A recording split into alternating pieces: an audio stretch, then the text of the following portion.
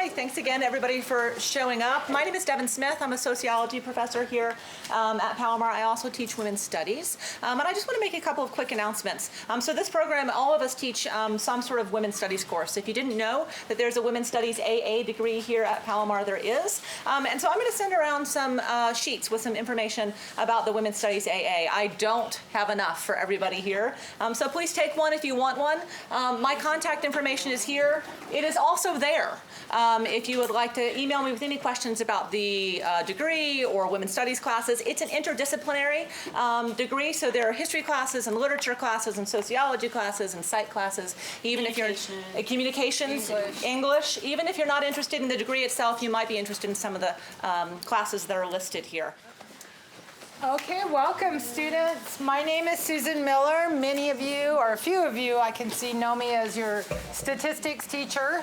So this might seem a little out of place, but if you're in my statistics class, you also know that I'm really interested in issues pertaining to gender and to women. And I used to teach a lot of women's studies. So this is one of my areas. The first thing I want to do is ask you all, by a show of hands, how many of you would call yourself a feminist? Nice. So a few people here. Great. Okay, well, that's good. Now I want to ask you a couple of other questions. The first one is, how many, by a show of hands, believe that men and women should be treated equally? Oh, quite a few more there. Okay, quite a few more there. All right. Do you think men and women should have equal pay? Show of hands. Show of hands. Okay. Do you think men and women should have equal opportunities? Now keep your hands up. Now keep your hands up if you're with these last few questions, and we'll circle back. Okay. Finally, guess what? If you believe in these three things, guess what? You're a feminist. You're a feminist. But, as we know, the term feminism has a lot of baggage with it, right? It has a lot of baggage with it. So we're kind of here to sort of unpack that bag and look at sort of new and different ways of sort of understanding what we call the F word, okay? So I'm going to give it over to my colleague, and she's going to take it from here. So, when we asked how many of you identified yourself as feminists, probably maybe half of you raised your hand, but the rest of you joined in when we asked you those questions. So I want to ask all of you, why do you think people don't want to self-identify as a feminist? What do you think? Yeah. A lot of times people think that feminism means hating men. Okay. So hating, if you're a feminist, you hate men. Yes. Kind of going along with it. I think there's a lot of negative connotation with it, a lot of extremism kind of going on. Okay, so there's some negative connotations with the word feminist or feminism, and there may be the extreme, sort of radical feminist sort of movement has taken hold, and people have different perceptions of that. Yeah, people don't realize that there's multiple layers of feminism and not just radical feminism. Okay. So that's instantly what they go for is radical. Okay, so that's what they think of when they think of feminism. What else? What else? Yeah. I didn't realize I could be a guy and be a feminist. Okay. All right. So many men don't think that they can be feminists. Any other reasons? Yeah. Seems to challenge norm gender roles. Okay. Really uncomfortable with that. All right. So people are uncomfortable with sort of stepping outside of the gender roles that we're comfortable with. Any other reasons for why some of you may not have raised your hand? Other stereotypes? I think it could be complicated by it oftentimes involves taboo issues like sexuality. Like female sexuality is often a very controversial thing. Okay. Any others? Yeah. There's the stereotype that being a feminist means you're not as feminine. Okay. Any other ideas here? All right. Okay, so I'm Wendy Kisinger, and I'm going to talk about some celebrity feminists and some celebrities that don't identify themselves as feminists. So I just wanted to give you a little understanding of what our inspiration was. And in part, it was Beyonce's most recent album and her declaring herself a feminist. But it was also out of women or celebrity women who, deny being feminist. So these two things together were really fascinating to all of us, so that's why we picked this topic. Recently, Shailene Woodley was interviewed, and she got a lot of flack because when she was asked if she was a feminist, she says, I don't think so. I think to raise women to power, take the men away from the power is never going to work out. And so she got a lot of backlash against that. You may have heard of Kelly Cuoco, who's from The Big Bang Theory. She also made a statement when asked if she was a feminist. She said, "If I say no, is that bad?" As a women's studies professor, that breaks my heart to read that. And so she says that it's something she doesn't think about. She's never been someone demanding equality. And she says it's because she never really faced equality. But she got so much criticism about this, she walked it back a little and said that people were misrepresenting her views. So a lot of women, frankly, not most, but a lot of women will say, I'm not a feminist, but I'm not a feminist.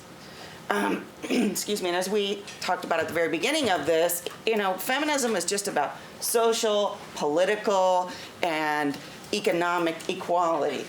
And so Amy Poehler says that women who renounce feminism or say they're not feminists, she says, that's like someone being like, I don't really believe in cars, but I drive one every day, and I love that it gets me places and makes life so much easier and faster, and I don't know what I would do without it. That's what she compares to women who denounce feminism. Now, there are women who get flack. Am I going too fast? No. For being feminists as well. At the Academy Awards, Patricia Arquette, when she was accepting her speech, said it's time for women and men to get equal pay. And later on in the press conference, she says, it's inexcusable to go around the world talking about equal rights for women in other countries. And then she goes on to say, it's time for all the gay people and people of color that we all fought for to fight for us now. I can't get that out of my mouth. So she got a lot of backlash about that, as you can imagine. But she doubled down. She said, I'm not walking that one back. And she said the people most affected by gender inequality pay are women of color. And she's right about that one. So there are many, many young, at least young to me, actors and actresses that are very clear about their feminism. Some more clear than others. Some say, yeah, there's been some movement, but right now it's not equal. It's hardly equal. Wanda Sykes, very outspoken woman about everything, about being a woman, about being black, about being gay. But she says it's time to get our equal rights. Something that really inspired us to do this presentation was a speech that Emma Watson gave. You know Emma Watson? Harry Potter, right? She is let me see if I can get this straight. She is the UN Woman Goodwill Ambassador. That's what, quite a mouthful. And she went last year in September to speak to the UN, and what she was encouraging is to try to get men behind feminism. And so she has this organization called the He for She campaign, sorry.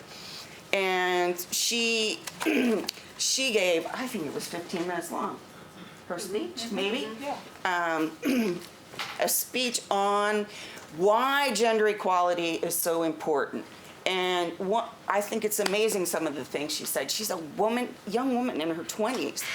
And one of the things that struck me is that she says men don't have the benefits equality either.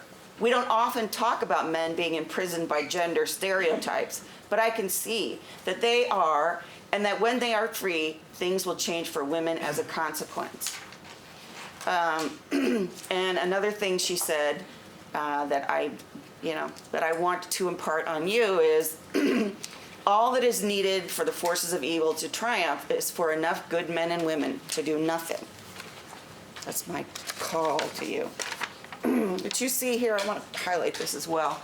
She says, I started questioning gender-based assumptions when at 8, I was confused at being called bossy because I wanted to direct the plays we would put on for our parents, but the boys were not. And that kind of conditioning can be completely automatic, not intended by anyone, but it is innate in our, or not innate, social, in our patriarchal world today. Beyonce herself, who's this, huge icon for feminism now, she kind of had a little bit of an evolution when she first, when she had first had her child, right? Her child, yes. She was kind of hedging. She goes, well, I guess I'm a feminist. I do believe in equality for women. And she hedged a little and said, but, I'm married and I love my husband and I love my child and I love being a mother, as if those things might stop her from being a feminist. But she's evolved over several years.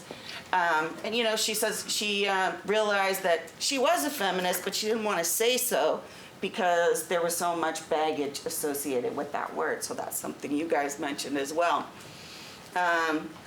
She goes on to say that equality is a myth, and for some reason, everybody accepts the fact that women don't make as much money as men do, and she doesn't understand that. So here's my little thing. Remember Emma Watson saying she was being called bossy? So here's Beyonce saying, I'm not bossy, I'm the boss. And I don't think she means Bruce Springsteen. So another celebrity, an actress who's kind of evolved on her feminism. She didn't really call herself a feminist when she was a teenager, and she was pretty clear about that as a singer. She made friends with Lena Dunham, who is the writer and director of the series Girls on HBO. You know who she is? Lots of tattoos. Okay. So she made friends with Lena Dunham, and she came around. She said, and I talked to her, and I realized that I had those same beliefs and thoughts. I realized, hey, I'm a feminist. So somebody said they couldn't be a feminist and be a man, or they didn't know if they could be a feminist and be a man. And I have to say that any man who has a daughter is probably a feminist, okay? But there are lots of men who are very outspoken about being feminists. John Legend. Every man should be a feminist. The world would be a better place if everyone was a feminist. Mark Ruffalo, the Hulk, uses his mother as an example to talk about why he's a feminist.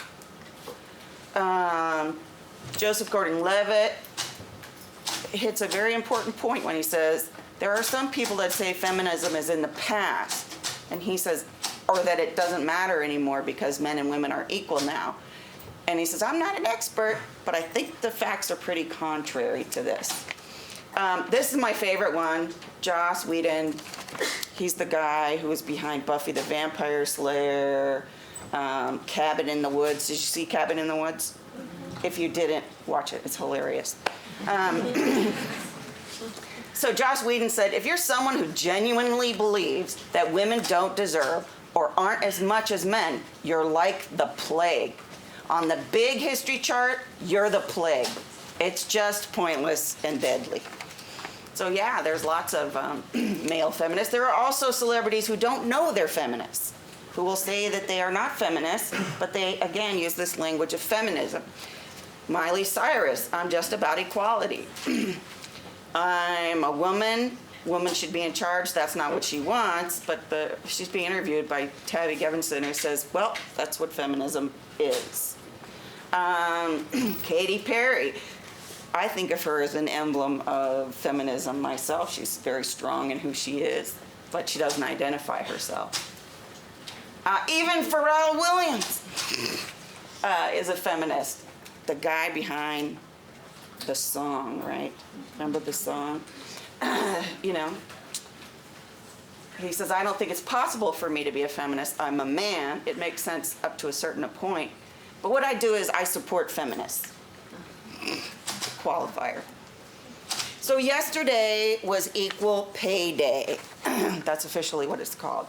And that day was designed to highlight that men and women just don't earn the same amount of money.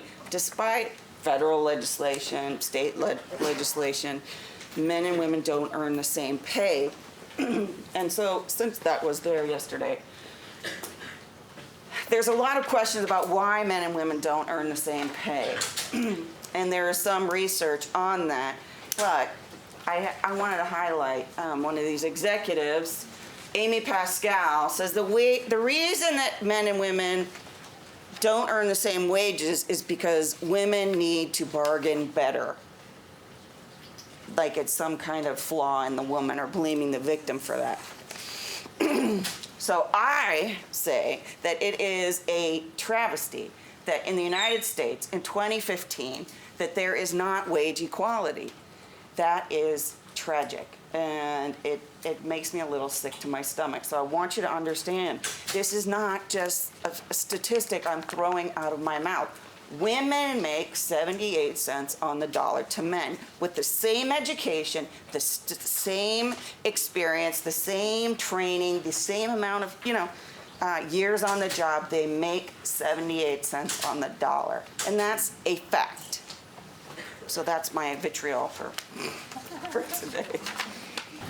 Do you think that there is backlash, or have you experienced it by identifying yourself as a feminist? In employment situations, and different opportunities? Yeah. I mean, the whole issue too is the fact that they are celebrities, so the movies that they take part in, they're normally very gendered. Like you're not normally going to have a female that's the main character of an action flick, except for like Tomb Raider, and that happens all the time. So we already have it where the media that we're watching kind of promotes this gender stereotype. And then we have actresses that kind of fit into that role promoting feminism. So it's kind of a bipolar way of saying, hey, this is what we believe in. It's kind of backhanded the way that they're putting it. But the fact that there's celebrities identifying with feminism, it opens it up to a younger audience and makes them actually think about whether or not they want to be a feminist. Okay, over here. Kind of separate from what we're talking about. But what can be said about celebrities who identify as feminists but also associate themselves with misogynistic people or themes, or because to use Beyonce as an example, she's married to Jay-Z, who's associated with a whole culture.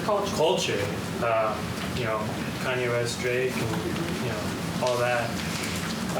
What can be, is that like, how do we see that as sincere, or should we, think Does it critically about invalidate? it? Is that what you're trying to say? Does it invalidate her feminism because she's married to someone who associates with misogynism? How does she see that? How does she do I think that's a great question. What do you all think? Yeah. What do you think? I definitely pause.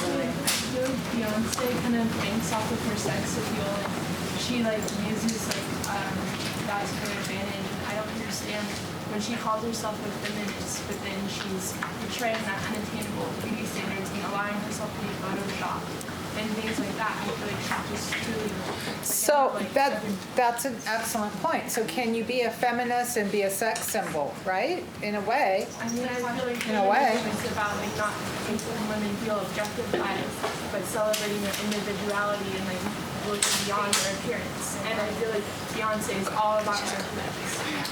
Okay. So that's a nuance then. Okay, let's come over here and then we'll go to the back. Well, I just wanted to say that I think Beyonce's a good example of how we can be feminist, but yet she's not stepping on Jay-Z saying she's better than him. She's saying we are equal.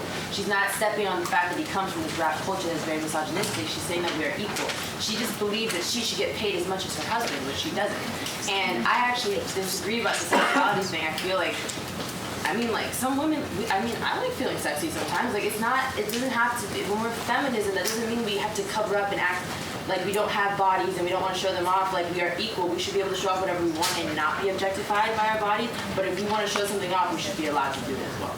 Okay. Yes. I agree with that 130%.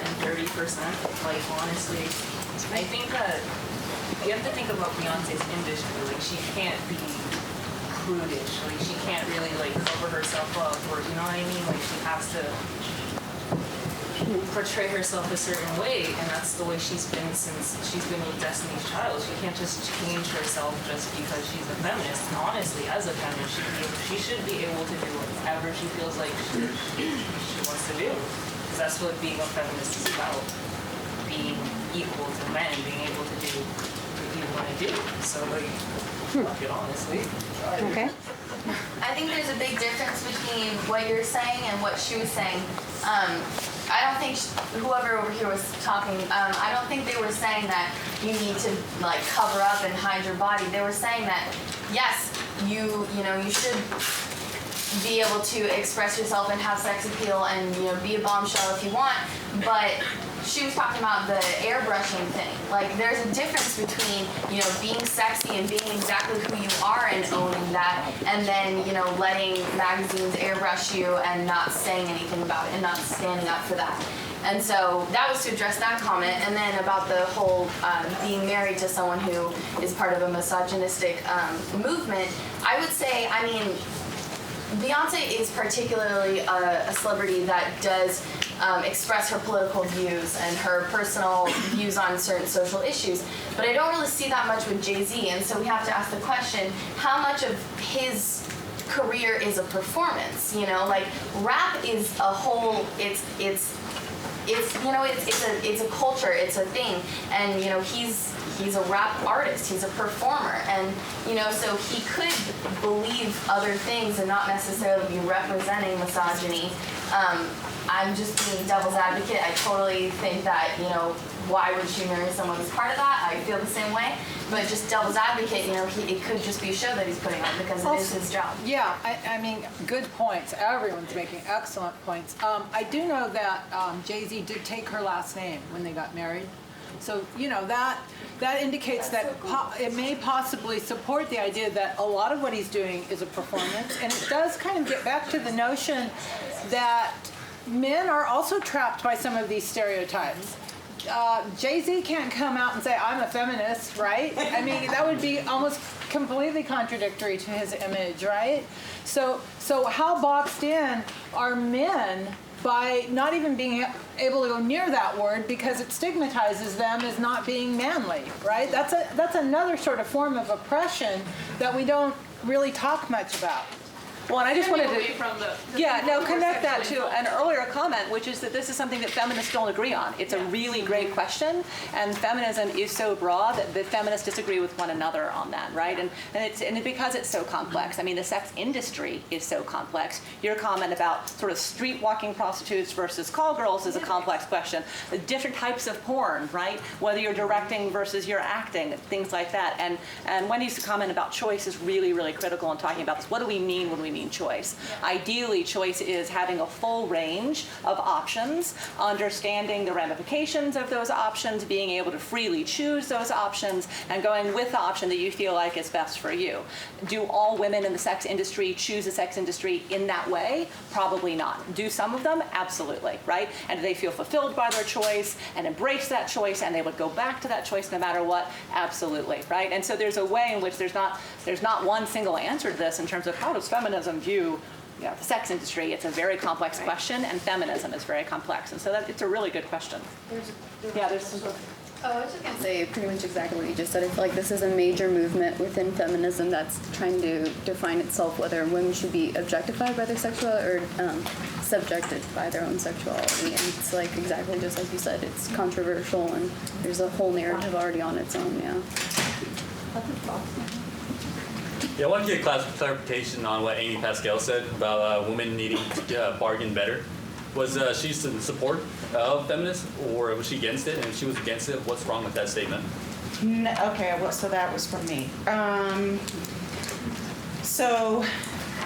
No, she was talking specifically about equal pay, not necessarily feminism, but as we pointed out, that's the root element of feminism. And she just said very bluntly, well, women should bargain better. And that, again, that's a statement that somehow there's inherently women are doing something wrong, and that's why they're not getting paid equally. And when it's much more complicated and nuanced culture than that. So that's my response. Did you have a comment in the back? I was just going to comment on the sexualization of women. I think my only issue with that is that a lot of people kind of confuse that, like, their sexuality with work. And that kind of goes up with the beauty standard to where if I don't show my body, then I'm not really embracing my femininity, and I'm not beautiful unless I'm not naked, And then there's that aspect where that can be confusing, especially for young girls, because they're going to hear someone like Amber Rose, that's kind of the most recent one I heard. She's a stripper. And she's saying she's a feminist, or I don't know if she's actually proclaimed herself as a feminist, but she's kind of like exuding those values. But then she's teaching everyone, or younger people who are easily influenced, that, oh yeah, I'm a feminist, I embrace my body, so let me strip. Let me just show it to everyone, and that'll prove my worth, I think that's my issue with sexualization.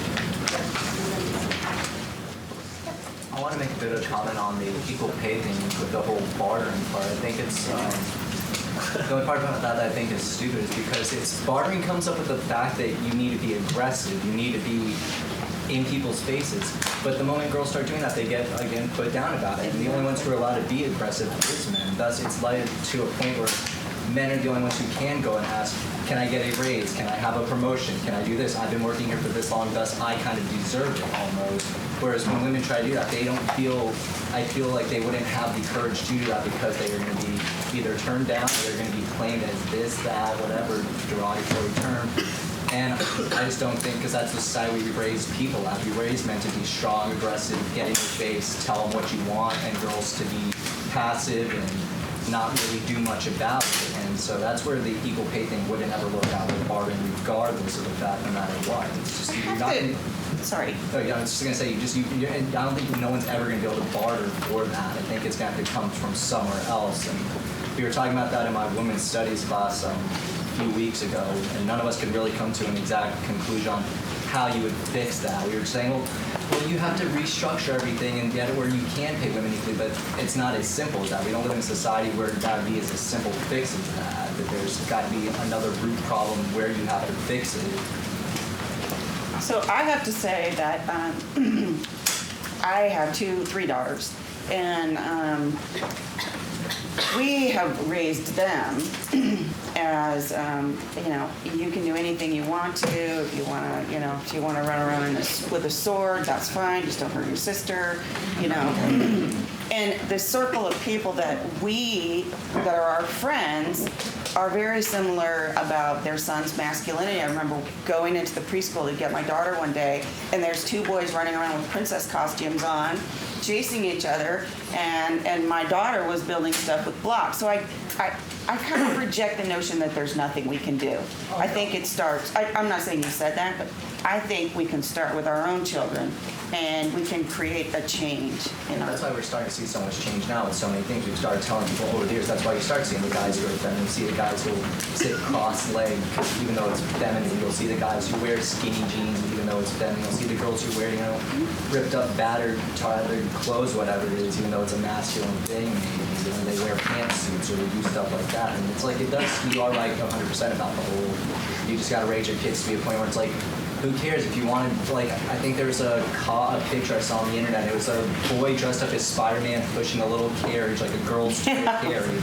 So it's like, I mean, you can tell people can be whatever you want. Like, don't worry about the stigma. It's hard. I think you're right that we need to be the ones to work on that when we have our kids. Tell them, do what you want versus you have to be a certain way.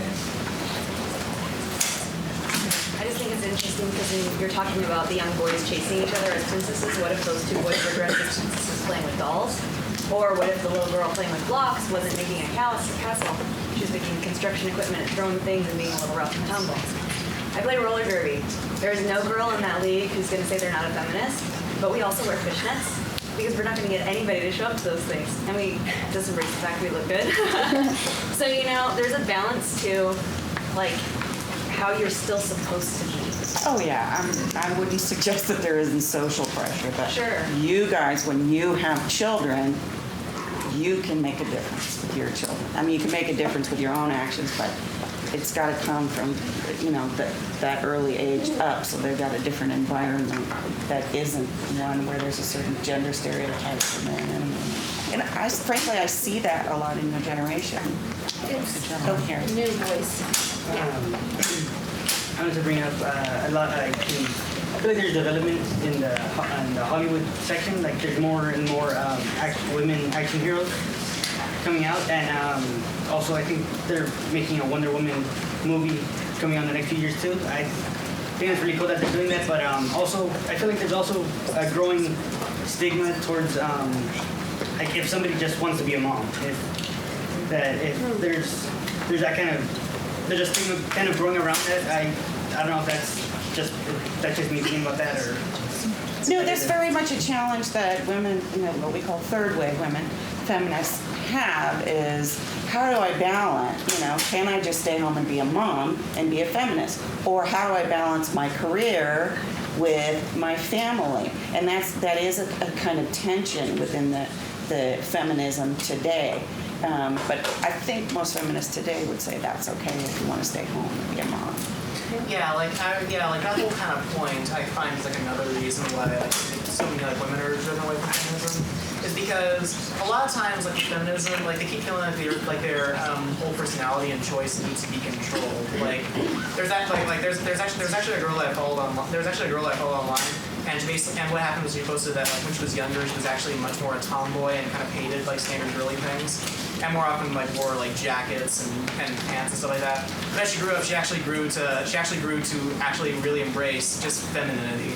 Wore dresses, like pink and a lot of other classical girl conventions.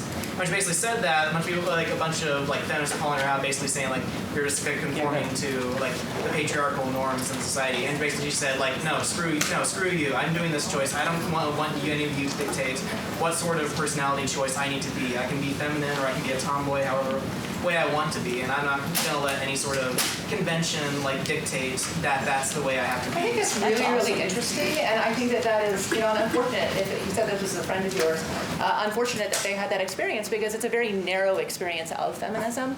Again, I think what we're talking about, one of the things we're talking about here is how diverse feminism is, and that there's a place for everybody, and if anybody is having the experience within or in relation to feminism of feeling like they have to have a particular belief or have to, you know, certainly look a particular way to be a feminist, then that is a very, very narrow reading of feminism. And so I would hope that they would have the opportunity to attend something like this or interact with other feminists to realize that there's definitely a place, another place. I saw a comment back here. Yeah. I was going to say, it's kind of backtracking, but there's a lot of like controversy on exotic dancing, and I would just like to comment that, you know, it's kind of a double standard because you don't hear as nearly as much, you know, like problems regarding like male strippers, for example. And so back to feminism's like foundation equality, I think that's like the root cause. Like there's just equality. There's always going to be those that are believers. They always be things are extreme as borderline obnoxious or whatever like social norms that they characteristics that they have, but not to judge them based on their gender, and somehow it's like a worse offense if you're a female and you're an exotic dancer versus if you're a male and you were to partake in that career.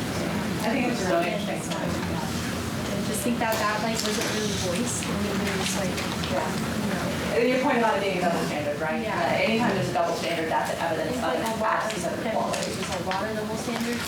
We're afraid of the term, afraid to associate with it, afraid to just, like to claim it essentially. And there's a lot of different offshoots of feminism, like neo-feminism, and so there's different ecofeminism, there's all this stuff. that all like go under the same category. I think people can get those mixed up, and the different ideals that go behind each category, and they all just relate to the basic concept of feminism. So I think within the media, They oversimplify it. Yeah.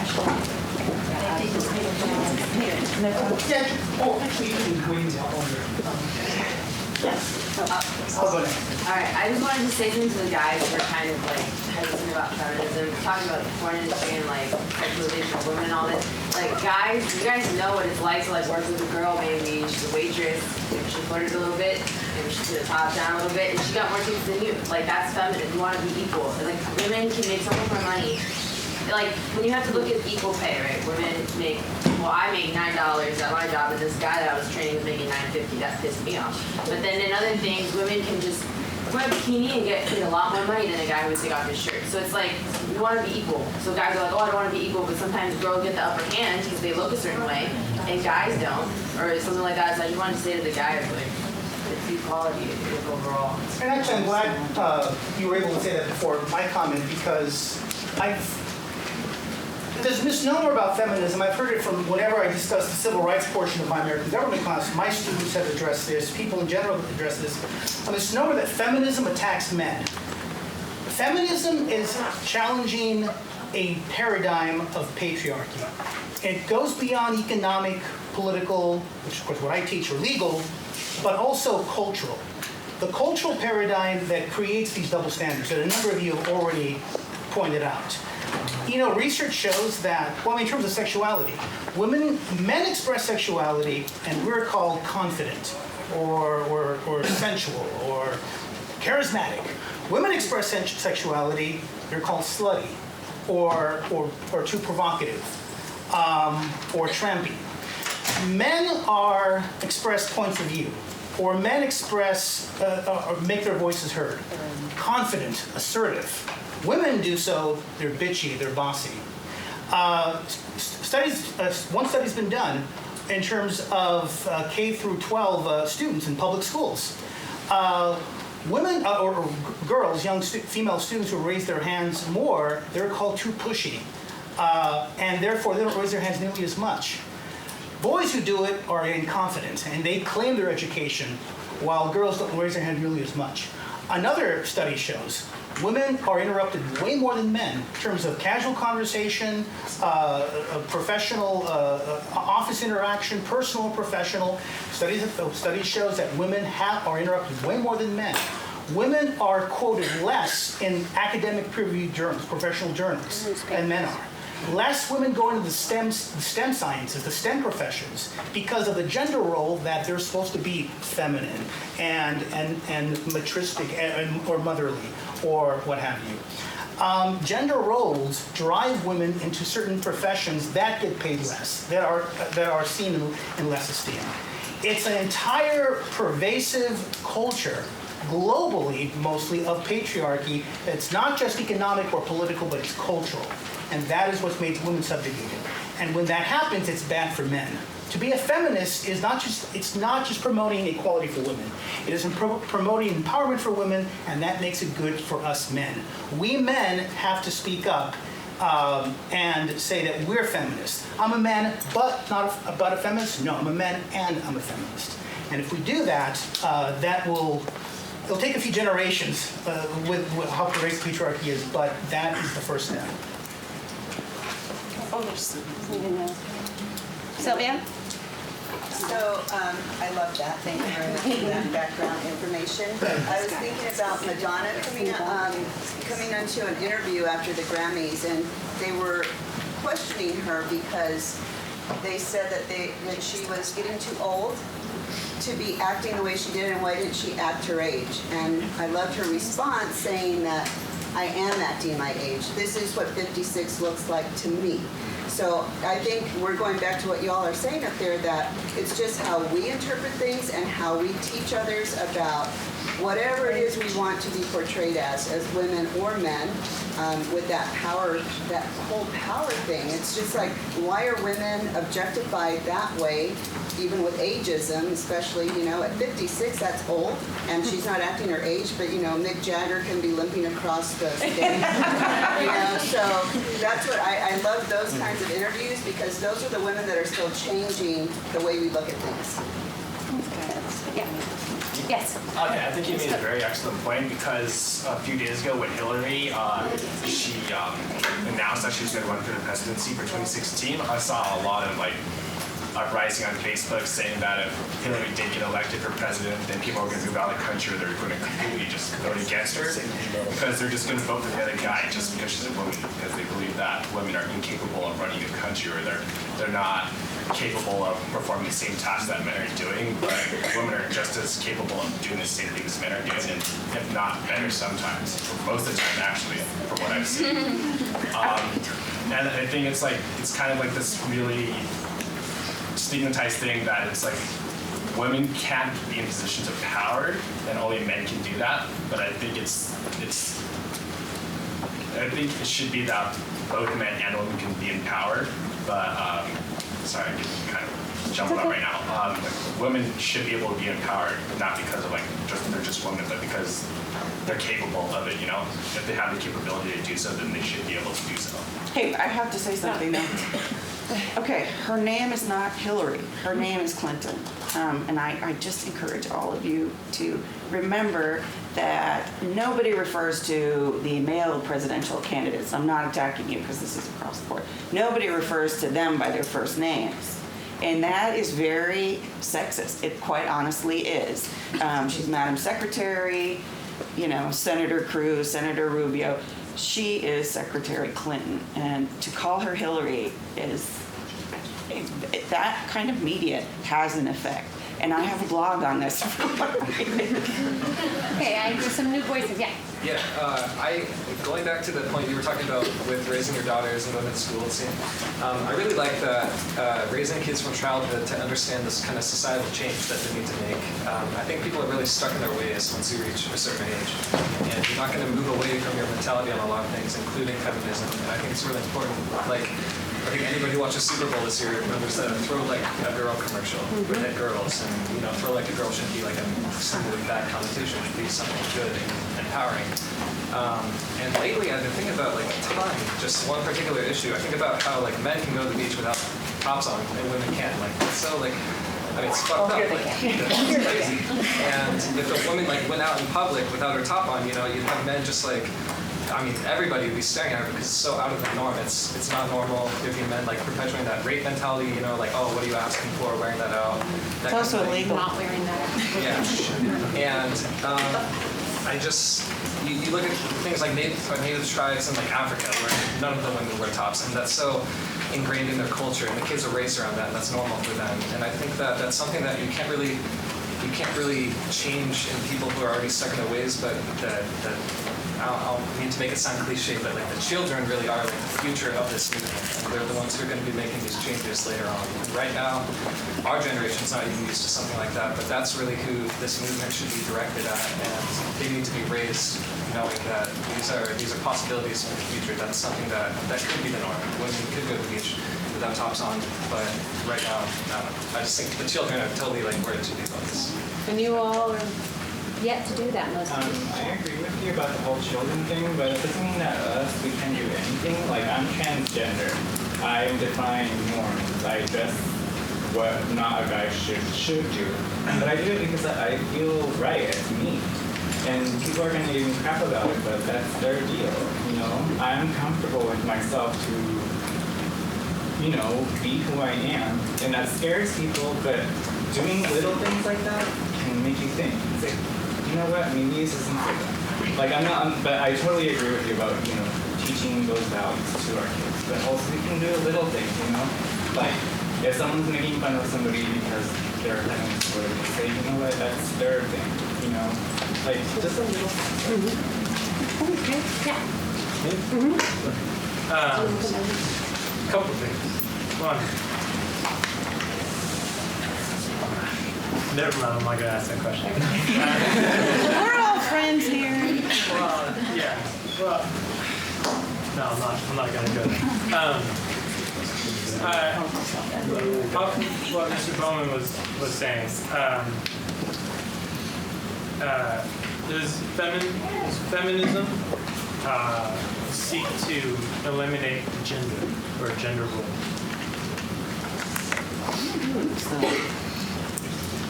Eliminate gender roles? I think feminism would seek to keep a gender role assigned to a particular sex.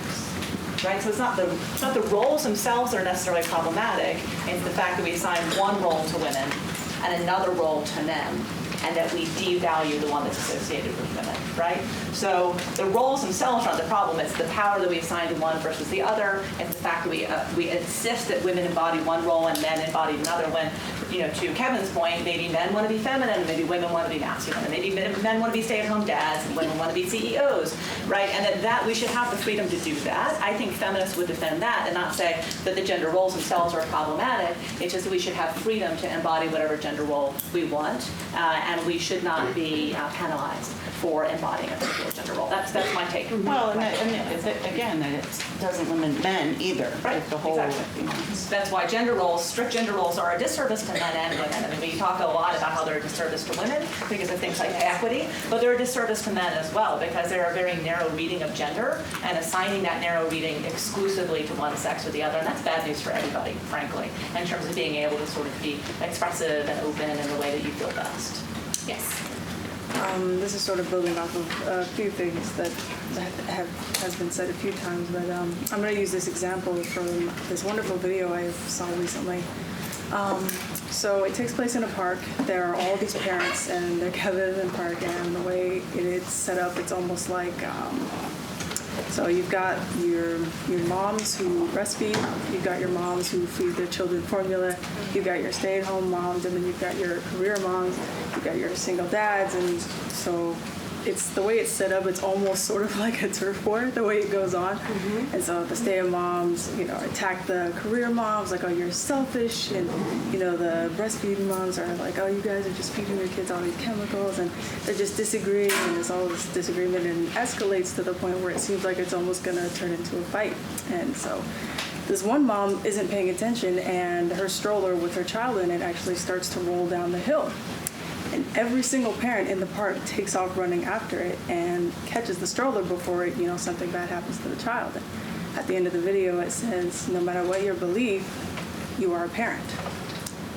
And similarly, I feel like no matter if you're athletic, or if you're girly, or if you like to show some skin, or you like to cover up, or no matter what your beliefs are, as long as you support equality, you're a feminist. And I just feel like that's the commonality, that's what unites everybody. So even if you have, different personality traits or whatever, we're all just, that's, that commonality. I think that's really beautiful. That is? Yeah. The most interesting thing that I ever heard a feminist say, Eve Ensler, was she's the author and director of the Vagina Monologues, if you've heard of that. And she was saying, the most feminist thing you can do is support a woman's choice.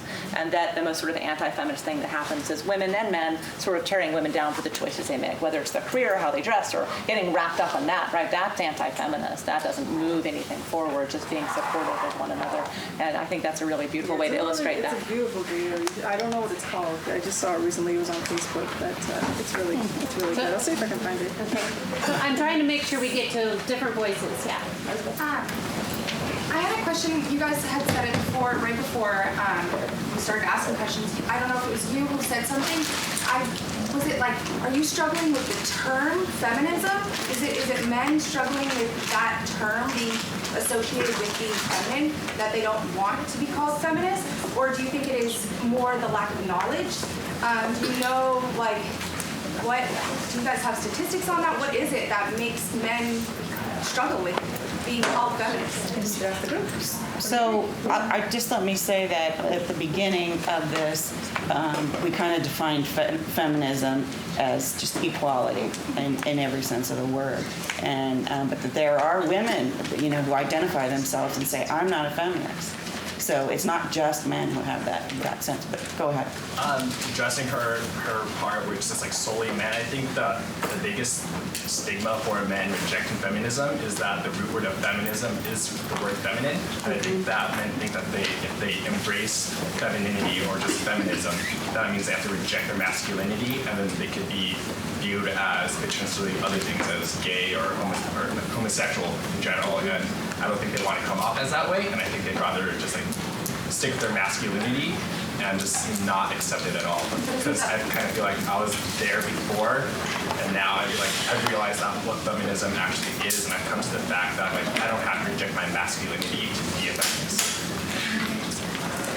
Somebody else want to address that? I was going to piggyback my pal here. I was going to say, I think it's a lot of that too, and it's a lot of people are afraid of just like those, like we said before, the negative connotations that come with it. A lot of people are so afraid of that. I think guys are going to get extra stigmatized for it. I mean, it's been so long that women have the chance to say they've been a feminist. They are feminists. They've been around since 50s, 60s, about that time, even before the term actually feminist was used.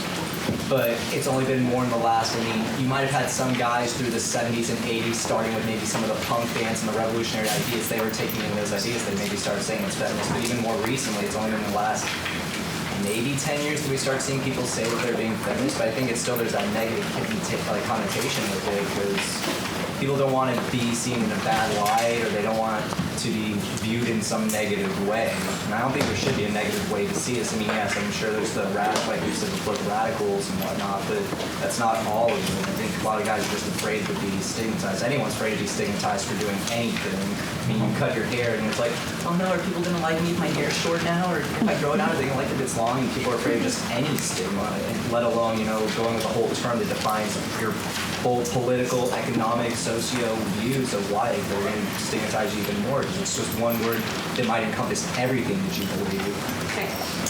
Been waiting patiently. I wanted to just do a comment on about gender roles and if feminism is taking away from that. For me, I don't see feminism taking away from anyone's biology or their sex. Gender roles are completely socially constructed, and they're changing every day, every year, every century. I can use my father-in-law, my husband, as a great example. My father-in-law has always prided himself as being like the strong male figure, but was not involved in diaper changing or feedings or anything. My husband, up every night, diapers, the whole thing, wore our daughter, and he's still so involved. And you can see how that gender construction has changed so much, and that fathers are now are supposed to be more in tune to their children, whether it's a little boy or a little girl.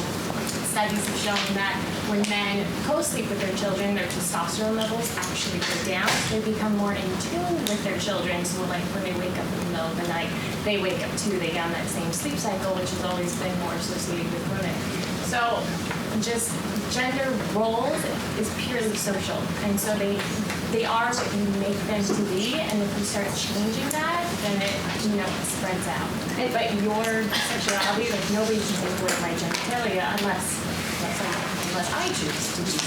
And I think what you're saying is what Devon was saying before, that when we broaden these roles, it doesn't just benefit women, it benefits men too. And I think that's probably maybe something that the feminist movement needs to communicate, continue to communicate, and that could make change some people's perspective. I consider myself a feminist, but being in the presence of women, it feels like, can I? Sure. Absolutely. What do you feel like would happen if in the presence of women you identified yourself as a feminist? I think that's interesting. It just feels like I'm just off in the sidelines, just saying, yeah, I'm part of the fight, but where it's like I really can't understand.